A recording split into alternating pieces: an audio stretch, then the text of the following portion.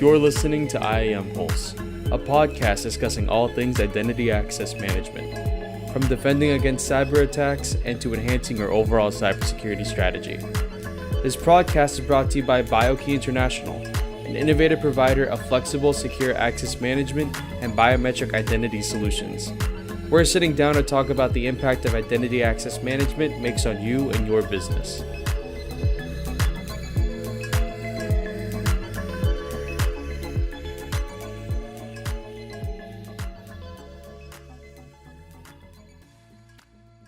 Hello, everyone. I'm Kim Johnson, VP of Product Marketing at BioKey International, and welcome to IAM Pulse, a podcast dedicated to discussing IAM topics. Today, most organizations are running hundreds, if not thousands, of applications, with some that are critical to running the essential operations of the business. This is the case with Oracle PeopleSoft, which supports multiple areas of the business, including HR, orders and inventory, financial services, and even campus solutions for universities, colleges, and other institutions. However, when it comes to securing this type of application, one which many users, both inside and outside the organization, need to access, it can be complicated and often break the mold of an organization's IAM strategy. Today, we're going to talk about how to make sure PeopleSoft is not isolated from your IAM strategy, but instead seamlessly integrated into it. On this episode, I'm pleased to be joined by Greg Wendt, Executive Director of Security Solutions at Apcian Security, who provide the fastest path to ERP data security and compliance without customizations or complexity, and BioKey's very own Greg Browinski, Principal Software Developer, who has been developing and implementing IAM projects for over 2 decades. Hi, Greg and Greg. Thanks for joining me. You bet, Kim. Hi, Kim. Thanks for inviting us. I'm glad to be here. Great. And we already acknowledged the Greg and Greg thing we're going to get through. We'll use last names. So happy to have you both on the line. And before we dive into the content, let's provide our listeners with a brief introduction about yourself and your background. Greg Wendt, why don't you kick us off? Alrighty, perfect. Thanks. As you said, my name's Greg Wendt. I'm the Executive Director of the Security Solutions here at Apcian. I joined Apcian about 7 years ago, almost to the month. But before that, I've got over 20 plus years in ERP software. I started especially with PeopleSoft back with version 5 in the late 90s when everybody was trying to shift off of the mainframe and beat the year 2000 thing and all of those type of fun things. But I started with an oil and gas, worked in retail and higher ed as well. And ironically, it's something that I've always been involved with rolling out large amounts of content to self-service. So when you're talking about identity management systems and how to do that effectively, there are some definite advantages there. But I have worked with PeopleSoft since version 5, upgraded and touched every major release all the way to the 9.2 platform. So until I joined Apcian, I was always on the customer side supporting and running the application set. So that's just a little bit about me. That's great. And so firsthand experience, to say the least, in trying to manage this critical application and the complexities of it. Exactly. So been there, done that. That's amazing to go from a 5.0 to 9.2 and still be at it. So I a lot of credit there in the version control. And Greg Browinski, quick intro about you and kind of your background. Sure. Yeah. So as you mentioned, actually been a part of Pistol Star, which is the company that originally created PortalGuard, and now BioKey for just over 20 years. Hit my 20th anniversary a couple months ago. And I've been involved, as you mentioned, with security. We've always been involved with security, and I was the original architect and designer and developer for PortalGuard that started back in 2008. And so, other than that, I'm not going to go into music taste or anything like that. But excited to be here and talk tech with you all. That's great. Yeah, no fun facts on this one. Usually we do fun facts. And prior to that, I know when this is my second kind of, I guess, round with PortalGuard, Pistol Star, we were doing Notes and Domino single sign-on. So talk about more complicated applications and integrations. That was where it started. So. Yep. All right, great. So thank you both. Great backgrounds, and let's dive right into PeopleSoft. So with your experience that's specific to PeopleSoft, can you shed a little bit more light on how critical of an application it is to a business, and also what types of security risks we're now seeing organizations concerned with? Greg, why don't we start with you on the PeopleSoft, how critical it is to the business, and just why it's so essential to make it secure? Oh yeah, definitely. When you talk about the criticality of PeopleSoft, it is, basically a mission critical application for most of these organizations. That is what they're running their software on. So when you're talking about paying employees or doing benefits or maybe expenses, financials, campus solutions, depending upon what vertical market you're actually within, it becomes very important to be able to have access. I've actually gone through, ironically, in my career, a couple of different scenarios where I had disaster recoveries that happened in real time. It could have been as easily as just small windows to very drastic situations where we were out for 7 or 8 hours, and it starts to get very obvious as to how critical it is to have these applications up. So when you talk about the data sensitivity, I think that's one of the reasons why you're seeing so many new regulations come in, because of the vast amount of sensitive data that are stored within these systems. Going back to what I was kind of saying earlier with the different verticals, depending upon what market you're in, maybe it could be HCM or campus solutions, for example, you have a vast directory of all sorts of information about the people, your constituents, basically, whether they're employees or students. You have all of their personal information, a lot of history on these people. So there's a lot of sensitivity in and of those, which really explodes when you're talking about the volume of the access and people using the system. You've got some of these universities that run PeopleSoft that easily have 100,000 students, and they're all online, they're all remote. These systems were designed to be accessed anywhere at any time, basically, which is a little bit different than the commercial model. Now you're seeing that post-COVID, though, that's the model where everybody's going to. I've got this ERP application and it's got to be available everywhere, because otherwise people can't do their job. And it's a balancing act of how do I deal with allowing this particular access, but still securing the applications as we're moving forward. So it really is a critical thing to balance between the two. We've seen a lot of very targeted attacks. And when you think about the applications as a whole, it used to be the hackers would come in, or the bad actors, let's call them that. The bad actors would really try to access your network level. They would come at devices and systems and those types of things. Now, what they've really figured out is that the person's the weakest problem. They're the hardest challenge to secure. Because really, once you get a user ID and password in some scenarios, and I'm sure Greg will have a good opinion on this, is they become that person. So how do you protect your system when really that user ID and password's the new barrier? Because with all of the different applications, you've got some in the cloud, some on prem, and you're moving in and out of all of these applications very easily. How do you make sure to differentiate that somebody's got the security that they need when they're accessing a very highly sensitive application, or maybe even a sensitive transaction from that particular perspective? So the bad actors have a lot of time to sit there and study the organizations as a whole, and the organizations don't have that much time to react. They're under the time crunch and keeping the systems up and running.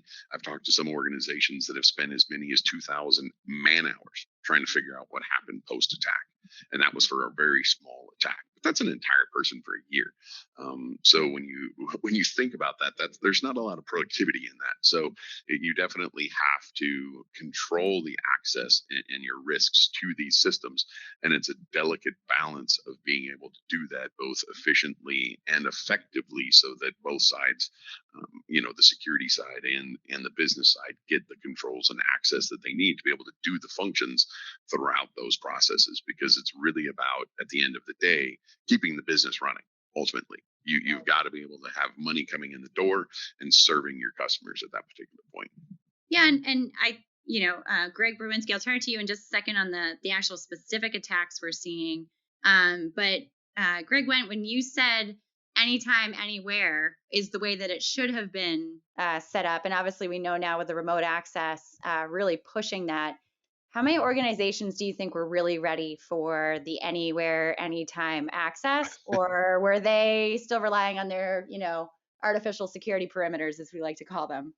Yes, I mean a lot of them were really relying on the artificial barriers. They weren't not at the level of what it was, and I mean it was a massive shift about what it was at 14, 15 months ago that happened to all of the different companies, and the shift of what had to occur was very drastic. And there were some that did it quickly, and some got bit, and there was a lot of organizations that really did have to make the decision between, can we do this securely or can we do this correctly? And can we do it fast enough in that scenario? So it's something that there's been a lot of push through the last year for identity, access management, the single sign-on, and that's the reason why is companies have figured out that they have to stay up to date with some of these technologies. Right. Yeah. Someone I just talked to said it was like a hyper explosion. I thought that was a great way to describe it. If you weren't ready, it was an explosion, I guess is the way to put it. And Greg Bruinski. So, what type of specific attacks? We're definitely focused on more of the IAM side, security, any type of incidents. What type of attacks have we seen targeting PeopleSoft or some of these critical applications? Yeah, and the one anecdotally that I've seen is ransomware, and so that's some script kiddie is typically what it is. It's pretty bad that it's easy for hackers to automate these ransomware attacks now. So they can just run scripts and scan entire like swaths of networks, and try to get a toehold where they can install something, chain attacks, all that, and then be able to just arbitrarily encrypt the customer data. And it is interesting because sometimes that encryption now, it obviously it prevents those systems from being able to run correctly, but it's not necessarily kind of referred to as a data breach because there was no exposure of sensitive data.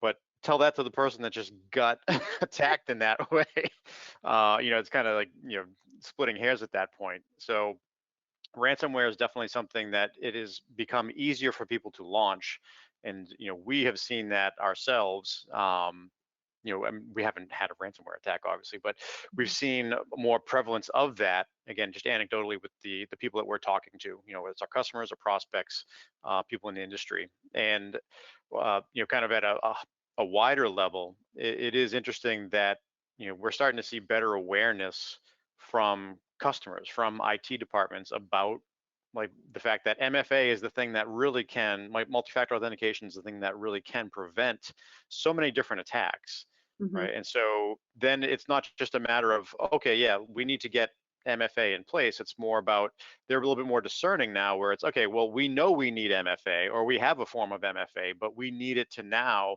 be more usable. The legitimate end users should not be the ones that have to pay the price. In this day and age, they don't have to be the one that pays the price, that they have to do an MFA, a full MFA every time they're accessing a different system.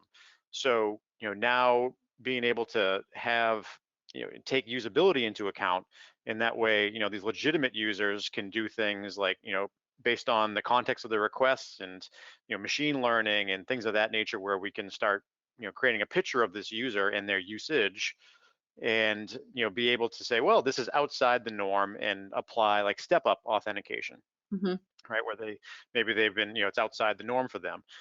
So customers are starting to become more aware and more discerning about that. Like another thing, for example, is passwordless, and I don't know if that's necessarily just them hearing the I don't know, the advertising coming out from other vendors, like, oh yeah, passwordless sounds great.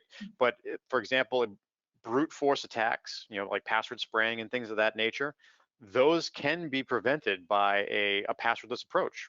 Guess what? Like no big surprise there, right? But so being able to use like a hardware token, which is there's a legitimate cost associated with that.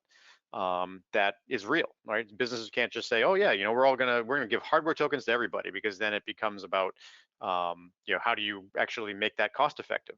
So biometrics is something that can help with that, and I think we'll get into that a little bit more. But so there's a whole bunch. You need flexibility as a customer. You need to be able to also be aware. Like we're seeing, for example, our customers are doing their own vulnerability scans, which was almost, usually, just top tier, like Fortune 500 customers would be the ones that would say, hey, we did a scan or we had a third party do a scan. Here are the results, help us interpret or resolve them. Right. And so we're starting to see that more, kind of at another couple layers down of tiers of customers, regardless of their IT department. So we're getting those, and we can help them. Oh, well, this, this cookie doesn't have this, secure attribute because it's coming from some other app, right? I mean, so being able, again, we've been pen tested for years, and so we're, try to be up on the latest and greatest attack vectors and how, Portal Guard, for example, can be, kept secure. So it's good that we're getting all these, and we're starting to see that filter down, to different layers. One thing too, I want to give a shout out just to Verizon. They're not a sponsor, but they do release an annual report. It's called the Data Breach Investigations Report, and it is, it is a wide-ranging report. But the one thing I want to give them props for is that it is not a dry read. Right. So something like this, they actually have there is a sense of humor that pervades the entire document, so it makes it actually enjoyable to read. Make sure if you download it, read the footnotes. Because that's where a lot of them are, but it's absolutely worth it. And so it's been consistent over the years with that. So I don't know if they've got a couple people that man it and do the final editing or something, but it definitely makes it digestible. So that I do want, and that's kind of where we got some of this from. But actually, one last thing I want to mention is interesting, and this kind of harkens back to the Exchange 0 day, the big one that happened like a month or two ago. But so exploits, all right. So exploits are very high visibility, and they account for like a lot smaller number of actual breaches and problems, but they're scary because they're completely indiscriminate. Right, so you could be doing everything right as a customer, right? You could have MFA in place, and you can, all you're completely in compliance with so many different standards, but then an exploit can completely subvert all of that, right? And that's kind of one of the reasons why it's so scary, and it gets a lot of attention, but in actuality, it actually still represents a very small number of the breaches that occur. Right. So patching is important, and that's the thing. You could be patched, you could be up to date on all your patches, and then still a 0 day comes out, 0 day vulnerability that makes you all of a sudden, exposes you and your organization, and that's scary. It's legitimately scary. So that, but yeah, in reality, it only accounts for a small portion, like a lot smaller portion of the, these kind of breaches and attacks.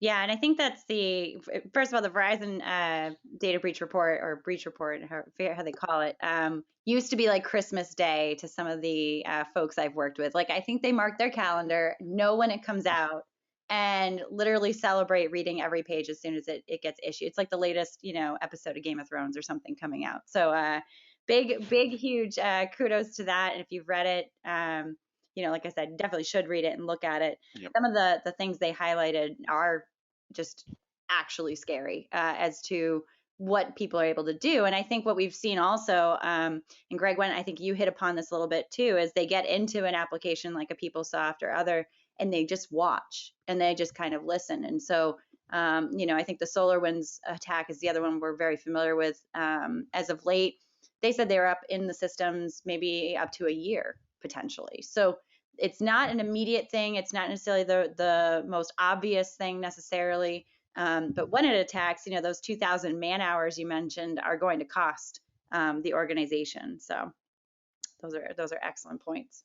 And so part of what you covered, Greg Browinski, was on the different multi-factor authentication methods, and definitely going to bring that back around to you. But I think what you pointed out really well is a combination of what you both commented on the type of people that are accessing a PeopleSoft type application. And, I just talked to a university customer of ours, and they said, students aren't the problem.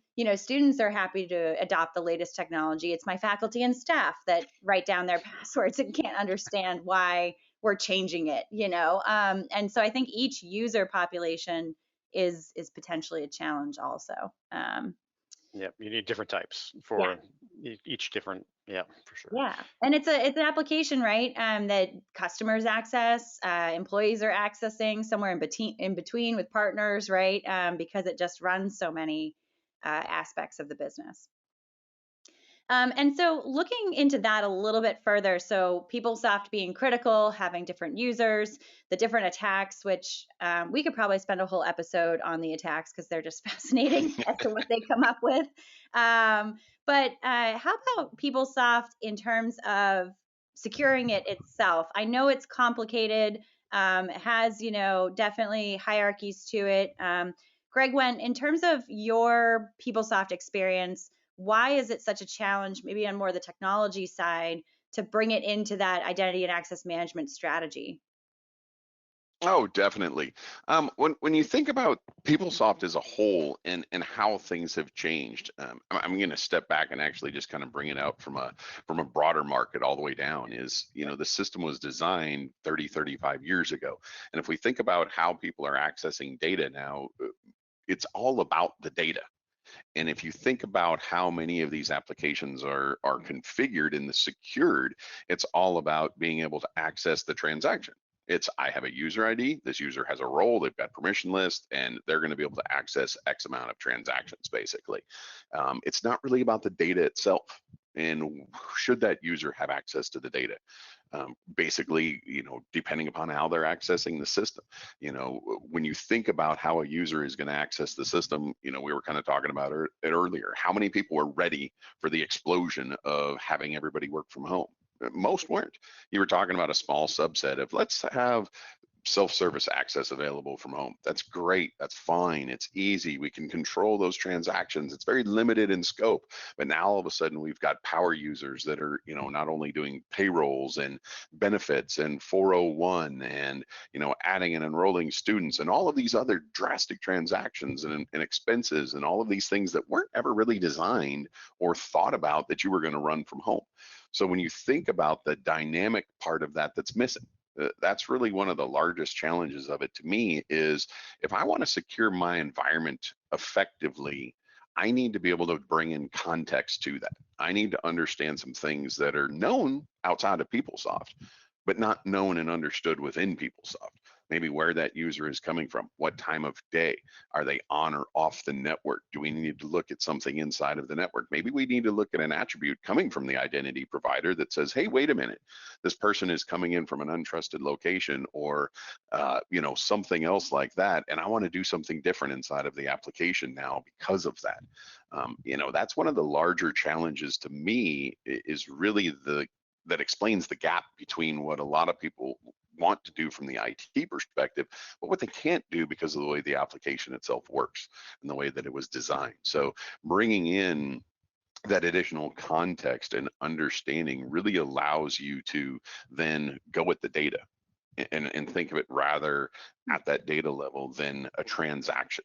Should Greg be able to work with this particular piece of data, let's say an account number, from where he's coming from, the time of day, and all those other types of things? That's what it's coming down to. And we have been working with customers, on securing that for years, but it's something that it's interesting to see the life cycle of, because kind of going back to the remote explosion, is there have been organizations that have been concerned about this for many years and really started data privacy and securing the applications, 5, 6, 7 years ago, which really was kind of bleeding edge. Of understanding, wow, I need to know when somebody accesses sensitive information. Should they be able to work with this? We have to take it out of our organization as a whole. That was very forward thinking then. Just like the users that are, we designed our systems to be accessed 100% remote. That was forward thinking at the time as well, and probably didn't make a lot of, chief information security officers very happy at that particular moment in time when somebody decided that that's the direction they were going to go. So, that's probably one of the largest challenges. And I think Greg will go into this a little bit more, but the last part is PeopleSoft doesn't speak Saml. and doesn't support it. So when you're trying to incorporate that gap between the IAM strategy and bringing it into PeopleSoft, they don't communicate nicely, which makes it a very hard bridge to cross. Yeah, and there's some great point. I just can imagine, right? I've talked to enough CISOs in my career, and they're always trying to push something, right? That we need for security, that's important to invest in, and the common balance of the business saying, is it really needed? Are you just needing insurance? I can just imagine this chief information security officer 5 years ago saying, but what happens when our HR person has to run payroll from their house? And they're gonna be like, yeah, well, you're crazy, right? Like that's that's not a legitimate use case. Come back, when it is. But I could just imagine, because that kind of complacency attitude, unfortunately, is I think more prevalent than not. That, well, we've always done it this way. This works, relatively okay for what it is. So, but I can imagine 5 years ago that probably didn't float so well. Yep. And then, you brought up Saml. So Saml being obviously the single sign-on protocol. I always describe those as speaking the language. And so it just sounds like PeopleSoft just doesn't speak the language, is maybe the most simple way to put it. Is that fair? That would be a very straightforward, simple way of putting it. Okay. And so how should organizations solve this? Greg Browinski, so from that IAM perspective, what do we really recommend, our organizations should be considering when they're looking for an IDP, identity provider or solution to support the needs of something like PeopleSoft that's not really speaking the right language and obviously has these complexities? Yep. Yeah, and actually, definitely standards-based security is some of the best security. And you do hear a lot about open source projects, and they had you worry about somebody can see the source. There's a natural inclination that we all have that says and somebody could put something bad in there, right? So what you don't want to do is you don't want to use something that is not commonly used, right? So those kind of open source projects you definitely want to stay away from. But in general, things that are standards based that have been developed by experts, right? So that have a specification that's been open. So I kind of end up living and breathing in RFCs. These are documents that are standards documents in the technology space, where someone has an idea like, hey, we have certain problems we want to solve, and then there's a big conglomeration of technical geniuses that get together on them and put together a specification. And this is how, for example, Saml came about. There's other SSO protocols as well that are openly known, right? So it's keeping the stuff out in the open. There's been thousands, hundreds of thousands of people, like sets of eyes, have looked at this stuff and tried to break it. And so the standards-based approach is by far the best option, because if you try to write your own, let's say, connector, that is going to be a big problem, because are you a security expert, right? And so anybody who's thinking about doing that, like to save money, they have to think about the flip side of the coin. Whereas, okay, what if I write it and it is like, am I going to take the time to pen test it? Am I going to take the time to kind of stay current with it? And what if the person who writes it leaves? And there's all these other kinds of worries. Well, when you have a product like Appsian and that plugs right into PeopleSoft, then it will speak that language. It will speak Saml. And Saml's been around for, I don't know, close to 15 years at this point, or this 2.0 version of it. So it is very well supported, is very well documented and known. And so, it's a perfect marriage in that case.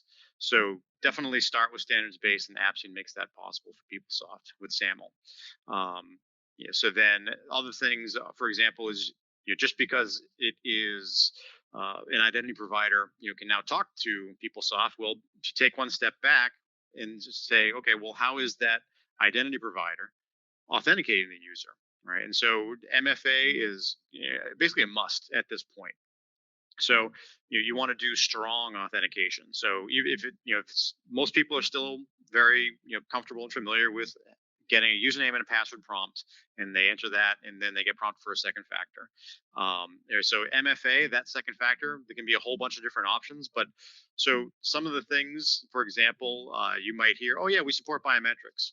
And so biometrics comes in different flavors, not just like whether it's your fingerprint or your palm or your facial recognition.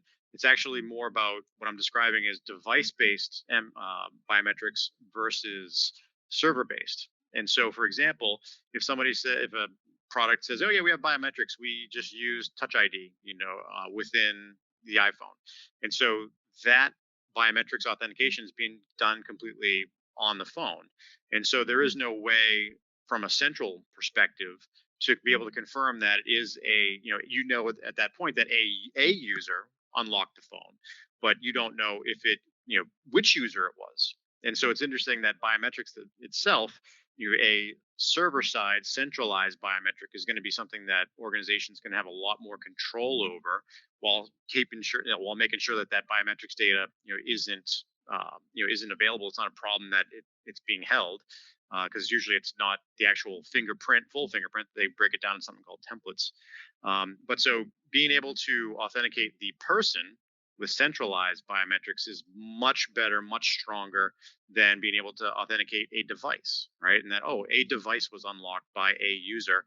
It doesn't give me the warm and fuzzies about, the identity of who did it. Yeah. So, yeah, strong authentication using server-based biometrics. It's definitely, we're seeing a big trend towards that as well. Luckily, we're well positioned for that. Flexibility is another key thing. You are going to have people, like you mentioned, like faculty and staff, or some older folks are not going to be comfortable, doing any kind of MFA.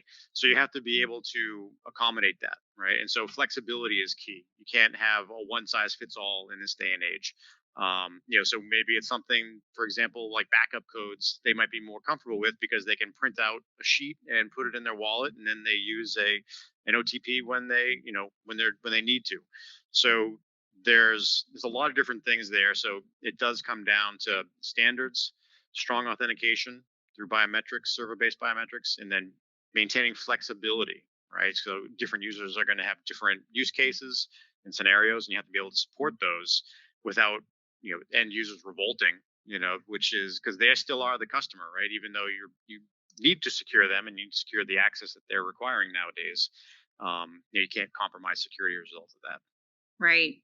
And I think, I mean, we've seen it together really in terms of the evolution of MFA. Actually, we started 2-factor, right? Now we're in multi-factor. And I always remember in finance, they were one of the first ones to be, regulated to do so. And so they did password plus a security question. And then we came out with, well, that's not really 2-factor.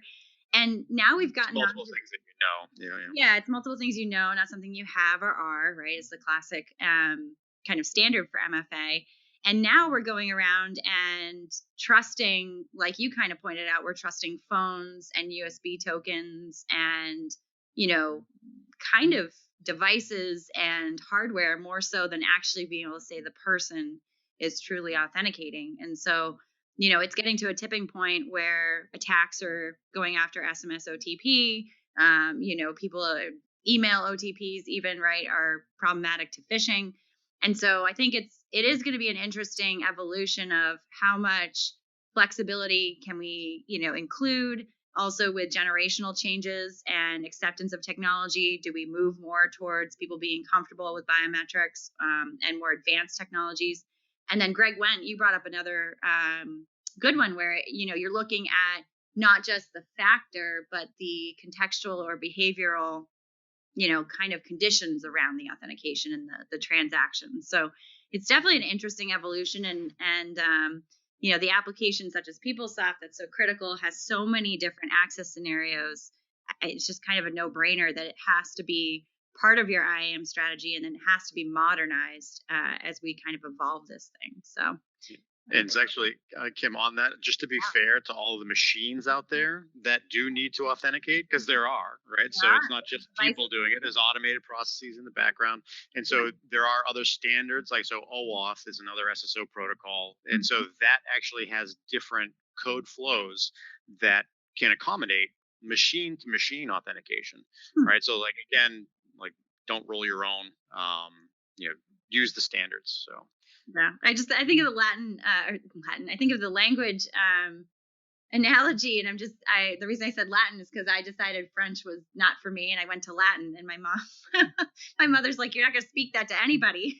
So, you pick a language, pick one that's widely used, so to speak. But it was still beneficial, SATs. Anyway, so to wrap up today's episode, getting to the end of the time we have, we definitely covered challenges of securing PeopleSoft, how critical it is to the business, how many people are accessing it, and why it's so critical to look for an IAM solution that includes it as part of your strategy, right? You don't want it to be this one-off requiring a separate credential or being vulnerable. What key piece of advice, let's say it's one piece of advice, would you give our listeners if they're trying to understand how to integrate PeopleSoft with their IAM strategy? Greg Wendt, why don't we start with you? Sure. I would really, from a key piece of advice, echo what Greg was saying. The whole, buy versus build.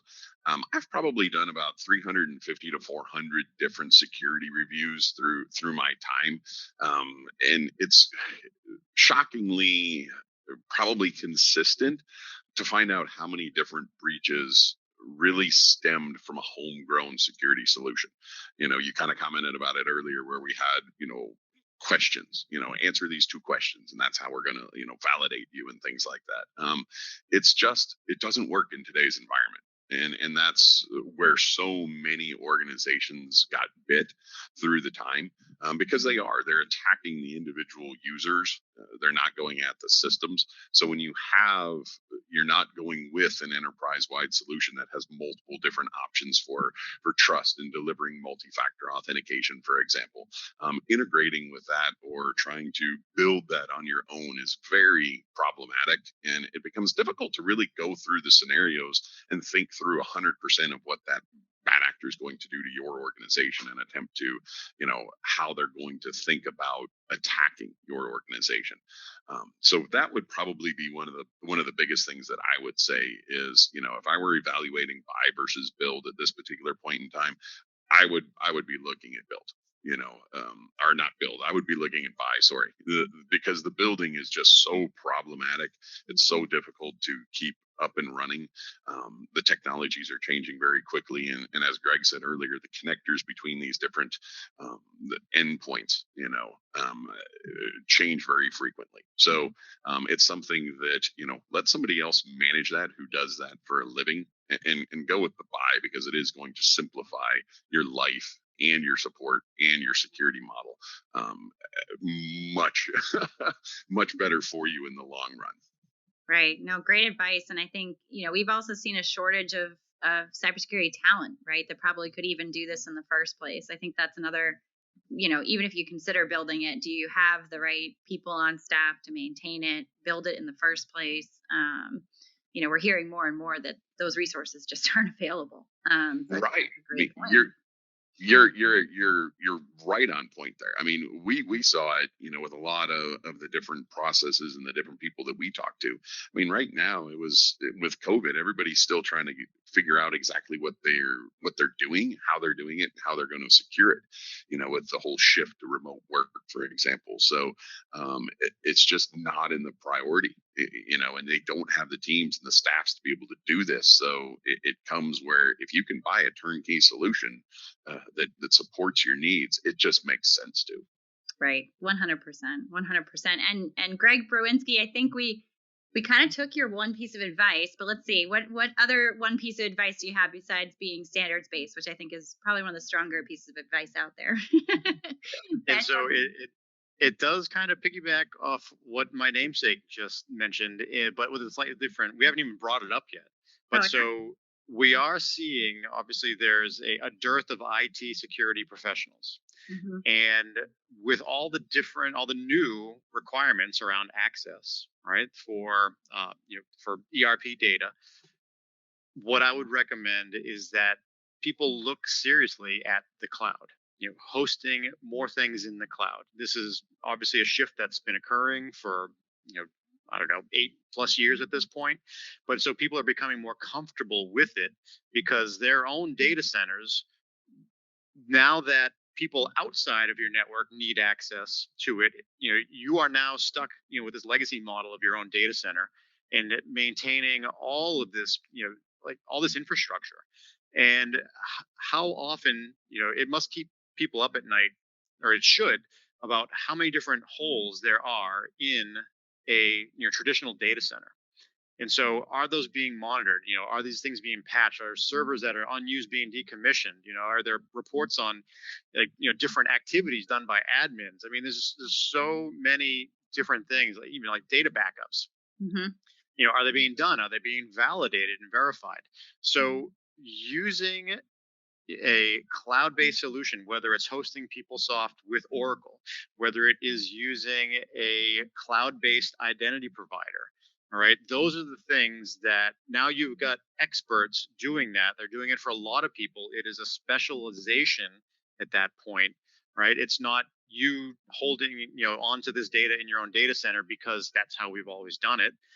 That is just going to get you in trouble. So, being able to free your local IT department, which are understaffed, right? And so being able to free them and say, I mean, who in their right mind is going to host email at this point, right? I mean, so everybody should be using email as a service, right? Because I don't know what value it is to have it themselves, Right. unless it's like, oh, we have to keep email for 6 years. I mean, you could probably talk to, Google or Microsoft about that, and they can get you on some special plan. But otherwise, there is very little value for hosting it yourself because it's just too expensive in so many different ways, and the risk is also a lot higher when you're doing it yourself.